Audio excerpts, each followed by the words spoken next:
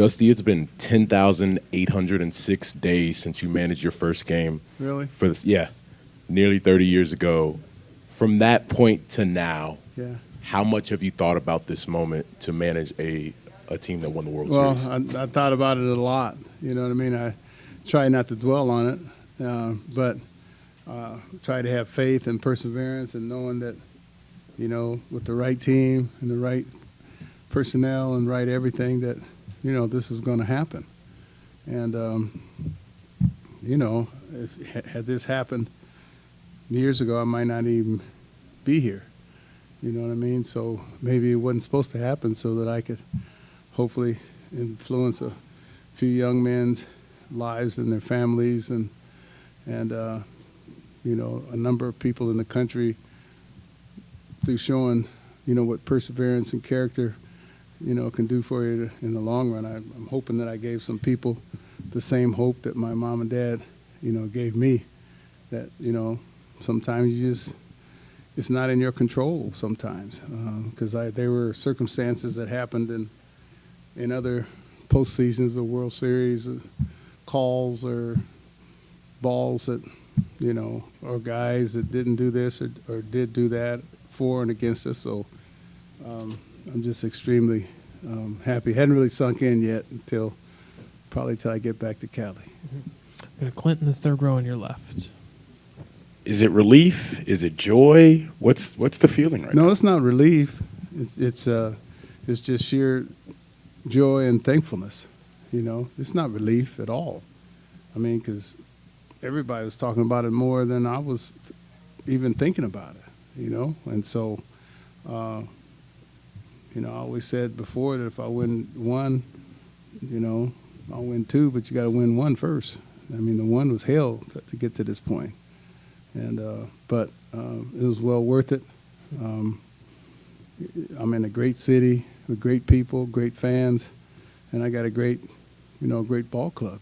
And I mean, these guys, they know how to win. They come to play, no alibis, no excuses. You know, you can come in our clubhouse, you can't tell if the next day if we lost or if we won. You know, and so these guys are very consistent in their personality and the confidence that they have in themselves. Christy in the fourth row on your right. Hey, Dusty. Last year, before the World Series, we talked about the conversation you had with your dad after the 2002, how he said after what happened, he didn't know if you'd ever win another one, and that kind of drove you. Are you thinking about him tonight? And what I was thinking about him this morning when I woke up. And, you know, Game 6 has been my nemesis throughout my career, and this is Game 6. And I was like, I really didn't want to get to Game 6 again, but I was like, well, maybe this is how it's supposed to be. But, you know, my dad didn't mean anything negative when he said, you know, my dad, you know, back in the old school, there was such thing as negative motivation. You know, in the new school, negative motivation doesn't work. But like, you know, my dad was the kind of dude that I'd score 4 or 5 touchdowns, score 30 points, and I'd ask my dad, you know, how'd I do tonight in basketball? And my dad would tell me pretty good. And I'm like, damn, Dad, I think I did great, you know. But, you know, pretty good was his way of keeping me motivated that next time I score 5 or 6 touchdowns. Tyler in the second row. Dusty, congratulations. Thank you. You succeeded as a manager right from the start. I mean, the 93 Giants, manager of the year, I'm pretty sure. But how has that perseverance changed you or improved you or made you different over these last 30 years? Well, I mean, it's made me calmer. It's made me, you know, my 93 team won 103 games. Then in 94, we had the lockout. And then in 95, you know, they sold half the team. You know, Billy Swift and John Burkett and Will Clark and, you know, Mike Jackson and Robbie Thompson and Matt Williams and Kurt Manwaring. I mean, then I didn't understand it, but I didn't understand really the economics of baseball. And I guess they had lost a lot of money, but I always thought that we could have won 5 or 6 years more after that 93 season. And even 5 or 6 years later, I was saying hello to everybody on every team that had been on my team before, Royce Clayton and, Darren Lewis and Willie McGee. And, we had some great players at that time. And, then scuffled back and, I've had some ups and downs and some disappointments, but those disappointments make you stronger or they break you, and so this has kind of been a story of, my life where people tell me what you can't do, or even now, I won a bunch of games. My team won a bunch of games, and all I hear about is what you don't do. You don't like this, or you don't like young players. You can't handle pitchers. You can't. And I'm like, well, damn, what did I do? You know what I mean? After a while, I quit listening to folks telling me, what I can't do. And all that does is motivate me more to do it, because I know there's a bunch of people in this country that are told the same thing. You know what I mean? And it's broken a lot of people. But my faith in God and my mom and dad always talking to me made me persevere even more. My mom, she told me a number of times, to be African American, you got to be twice as good to achieve the same thing. I heard that over and over and over. And my dad would always tell me, when I'd get in fights and stuff, and he'd tell me, what would Jackie do? And I was like, I'm not and Jackie wasn't a turn the cheek brother either. I'm damn sure not a turn the cheek of the dudes, you know what I mean? So, but, you learn to coexist with different people and then in the workplace. Go to Anthony in the third row. Congratulations, Dusty. Thank you. How cathartic is this win, not just for you, but this organization, given the controversy and the losses here in this building in 2019 and last year? Well, yeah, I think that's what drove this team. That's what motivated them the boos and the jeers that we got all over the country, it bothered these guys, but it also motivated them at the same time, and it wasn't a us against the world thing. It was more of a come together even closer type thing. You know what I mean? So, and what happened before, it'll never pass over, completely. But, we have turned the page, and hopefully we'll continue this run. Because that's the thing when I talk to James Click, and especially when I talk to Jim, he expects to win. He doesn't want to go from first to worst in a 2 or 3 year period. He wants this feeling, and I like this feeling a lot. And I always, and when I was a kid, I hated the Celtics because they won too much. They beat the Lakers all the time, and I didn't like the Yankees because they won too much. They beat the Dodgers all the time. But then when I got to be a player and a manager, I was yearning to be just like the Celtics and the Yankees. They were beating the teams. Never gets old. And when I look at Phil Jackson and I listen to him talk about how every year is a different challenge. So, I've always welcomed that challenge. Steve up front. Congratulations, Dusty. Thank you. But before all this, you had achieved so much. You were viewed as a great manager before this. This didn't happen. By some people. I think by most people. Some people. Okay. I'll say most. We'll disagree on that. Okay. But this obviously is something that you want. You want to end up on top, and you have finally done it. What's going through your heart and mind right now? If you can take a slight step back. I know it's not been that long, but I'm just grateful, really, for the trials and tribulations that you go through in order to get to this, and just grateful for my, mom and dad for being, tough on me, and also grateful for some of the enemies that helped motivate me to get to this point. You know what I mean? And with no malice or anything, because that doesn't do any good.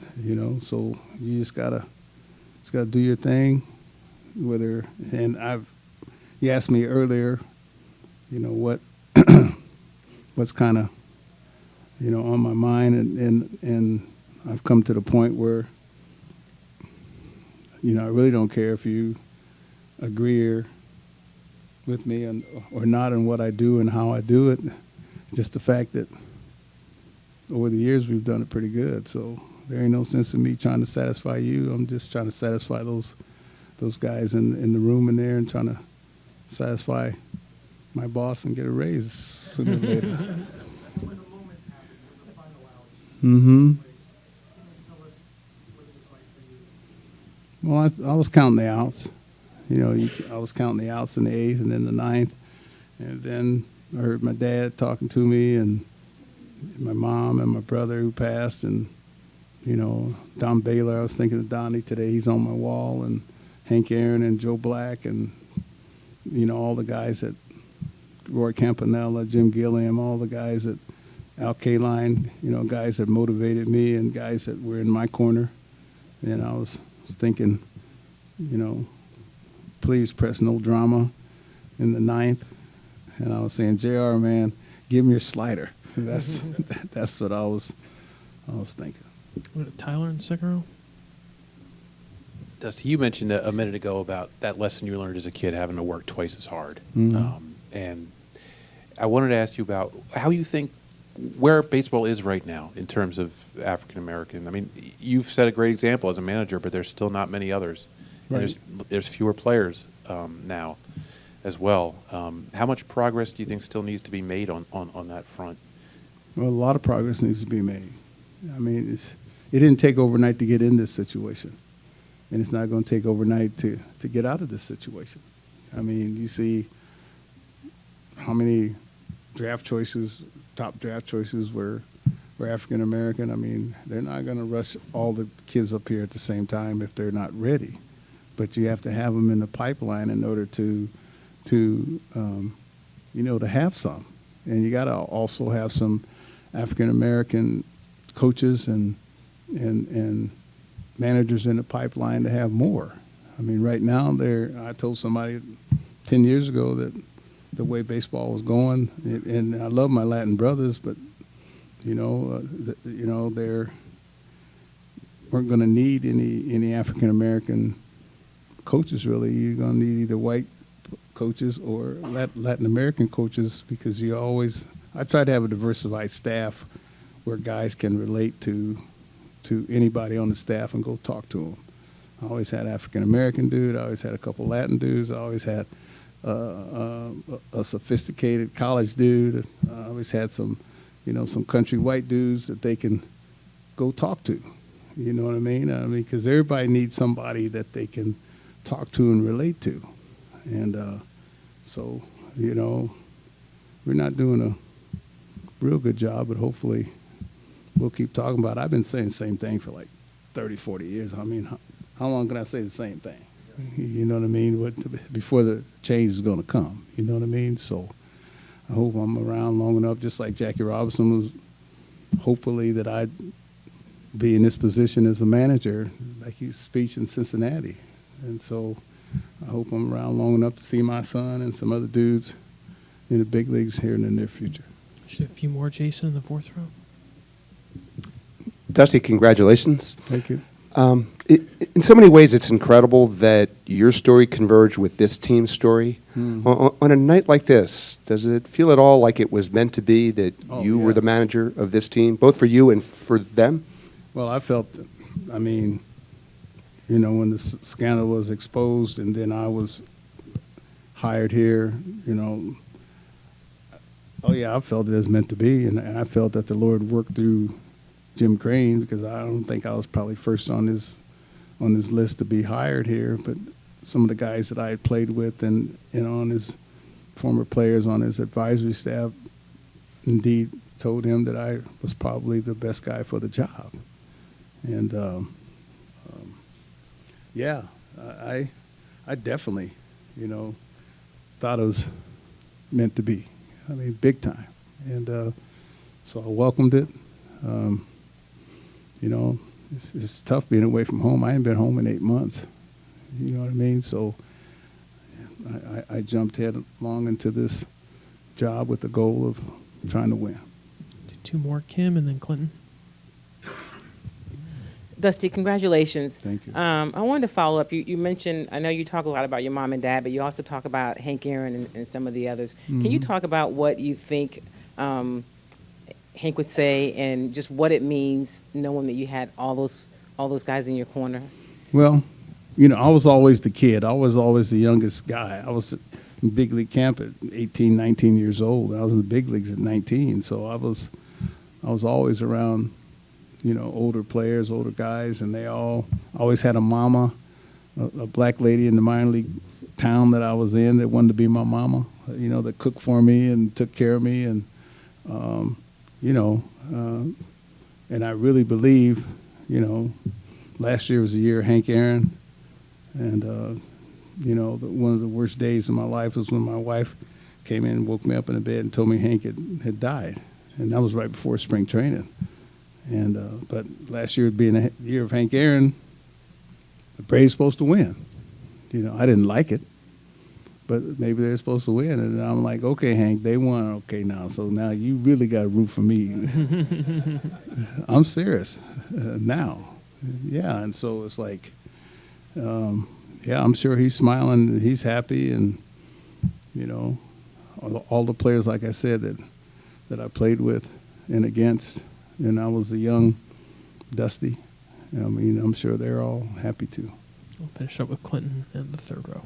Jeremy said he thought your best skill was getting the best out of guys. You mentioned different types of motivation over the years. How has that evolved for you? And by extension, what has this season taught you about yourself as a manager? Well, as you get older, it taught me to go home, where when I was much younger, I didn't like to hang out a little bit. You know what I mean? So that's what taught me to take care of myself, and this is what, you know, since my cancer and then my stroke, it made me appreciate life, and it made me take better care of myself. I got 2 grandchildren now, and I got a son, 23. So it's like, it just, you know, made me want to, you know, seize the day and try to be productive every day and treat. And then one thing I hear my dad always telling me: try to do the right thing. And sometimes that's tough.